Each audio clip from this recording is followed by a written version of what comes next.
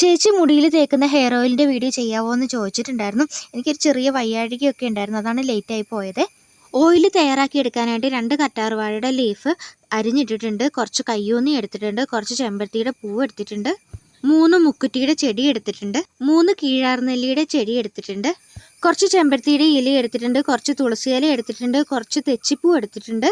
കറിവേപ്പിലയാണ് ഏറ്റവും കൂടുതൽ യൂസ് ചെയ്യുന്നത്. ഒരു പിടിയിൽ കൂടുതൽ ഞാൻ കറിവേപ്പില എടുത്തിട്ടുണ്ട്. മൈലാഞ്ചിയുടെ ഇലയും ഒരു പിടി എടുത്തിട്ടുണ്ട്. മുടിക്ക് നല്ല കറുപ്പ് നിറം കിട്ടാനൊക്കെയാണ് ഇത് യൂസ് ചെയ്യുന്നത്. 1/2 ലിറ്റർ ശുദ്ധമായ വെളിച്ചെണ്ണയിലാണ് നമ്മൾ ഓയിൽ തയ്യാറാക്കുന്നത്.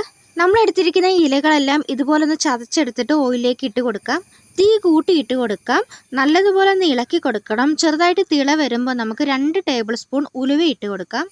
എണ്ണയുടെ കളറൊക്കെ നല്ലതുപോലെ മാറിയിട്ടുണ്ട്. ഇനി കുറച്ച് സമയം മതി. പാകമാകുമ്പോൾ തീ ഓഫ് ചെയ്ത് തണുത്തതിന് ശേഷം നമുക്ക് അതിലേക്ക് പകുതി കർപ്പൂരം പൊടിച്ച് ചേർക്കാം. നല്ലതുപോലെ ഇളക്കി മിക്സ് ചെയ്തതിന് ശേഷം നമുക്കൊരു ബോട്ടിലേക്ക് ആക്കാവുന്നതാണ്. കുളിക്കുന്നതിന് 1/2 മണിക്കൂർ മുമ്പ് തലയോട്ടിയിൽ നല്ലതുപോലെ ഓയിൽ തേച്ച് കൊടുത്തിട്ട് മസാജ് ചെയ്ത് കൊടുക്കുക. മുടി കൊഴിച്ചിൽ മാറാനും മുടിക്ക് ഉള്ളു വെക്കാനൊക്കെ ഒരുപാട് നല്ലതാണ് ഈ ഓയിൽ. By, thank you.